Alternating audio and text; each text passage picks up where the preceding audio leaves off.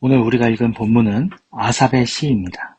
아삽은 성전에서 드려지는 예배를 위해 노래를 많이 짓기도 하였고 편집도 많이 하였습니다.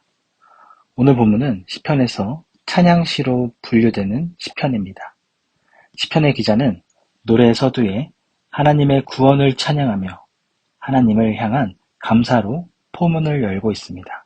그리고 난 후에 하나님의 주권과 공의로운 심판을 기대하며 소망하는 찬양으로 끝을 맺고 있습니다. 오늘 본문 1절입니다. 하나님이여, 우리가 주께 감사하고 감사함은 주의 이름이 가까움이라. 사람들이 주의 기이한 일들을 전파하나이다. 아멘. 시인은 주의 이름이 가까워 왔다고 말하고 있습니다. 이는 하나님의 심판이 곧 이를 거라고 말하는 것입니다. 성경학자들은 시편 75편이 쓰여진 정확한 연대를 알 수 없다고 말합니다. 그러나 유력한 두 가지 시대가 있다고 말합니다. 그중 한 가지는 열왕기하 18장에 나오는 히스기야 왕이 다스렸을 때 아수르의 침략 시기에 지어진 시이다 라고 말합니다. 다른 하나는 바벨론에 끌려가 포로 생활을 했을 때 지어진 시이다 라고 말하기도 합니다. 이 두 가지 주장에서 히스기야 때 아수르의 침공을 받았을 때 지어졌다는 주장이 많은 학자들에게 지지를 얻고 있습니다. 시편의 기자는 아수르가 강성해져서 하나님의 백성을 침략하고 이스라엘을 엿보이며 하늘의 하나님을 모욕하는 것에 하나님의 심판이 이를 거라고 말하는 것입니다. 사랑하는 여러분, 하나님의 심판을 언제 가장 기다리게 될까요? 그것은 악인이 활개치며 의인을 억압하고 악인들이 득세하는 상황에서 하나님의 심판을 기다릴 것입니다. 하나님의 공의로우심을 신뢰하며 악인들을 심판하고 악인들의 득세를 꺾어주시기를 기대한다는 것입니다. 아수르의 사내립도 막강한 군사력으로 이스라엘을 짓밟고 모욕하며 자신의 힘을 자랑하였습니다. 이에 대해 시인은 재판장이신 하나님을 찾는 것입니다. 오늘 본문 7절에서 8절을 읽겠습니다. 오직 재판장이신 하나님이 이를 낮추시고 저를 높이시느니라.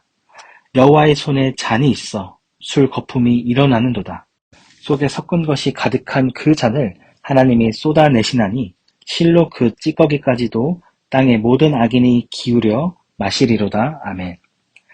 주의 이름이 가까워지고 하나님의 진노의 잔이 쏟아지게 되면 모든 악인은 낮아지고 사라지게 될 거라고 선포하는 것을 볼 수 있습니다. 이스라엘 백성은 하나님의 공의를 기대하며 하나님의 심판이 하루빨리 이르기를 소망하였습니다.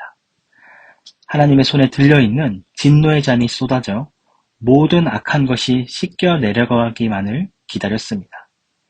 히스기야가 강력한 아수르의 군사력 앞에 매달릴 것은 오직 하나님 한 분이었습니다. 막강한 아수르의 군대와 마주하게 되었을 때 히스기야는 이스라엘의 군사를 더 모집하고 칼과 창을 더 찍어내는 것이 아니라 하나님께 매달리고 하나님의 일하심을 기다렸습니다. 이에 하나님께서는 하나님의 방법으로 이 전쟁을 끝내셨습니다. 열왕기하 19장 35절입니다. 이 밤에 여호와의 사자가 나와서 아수르 진영에서 군사 18만 5천 명을 친지라. 아침에 일찍 일어나 보니 다 송장이 되었더라. 아멘. 사랑하는 여러분, 우리는 삶을 살아가다 보면 미약하게나마 가지고 있었던 우리의 힘이 아무 소용없을 때를 마주하게 됩니다. 너무나도 크고 무거운 문제 앞에 내가 가지고 있는 지혜와 힘이 먼지같이 느껴질 때가 있습니다. 세상 사람들은 이러할 때에 망하였구나, 땅을 치며 남을 원망하며 스스로를 원망하겠지만 이때 그리스도인들은 하나님을 의지해야 합니다. 내가 마주한 문제를 하나님의 방법으로 해결해 주실 하나님의 능력의 손을 의지해야 합니다.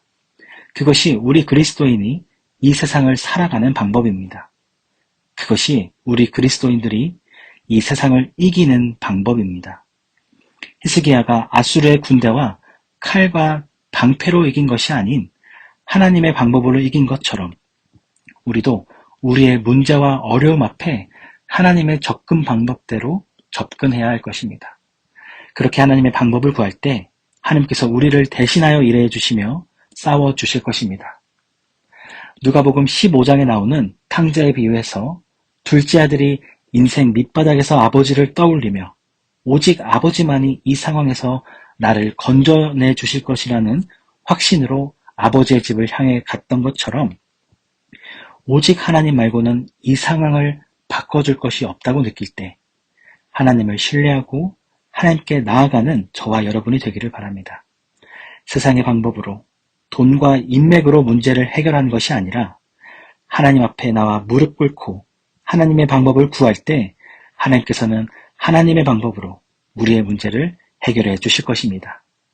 이러한 하나님의 일하심을 삶에서 경험하고 고백하게 되기를 주님의 이름으로 축원합니다.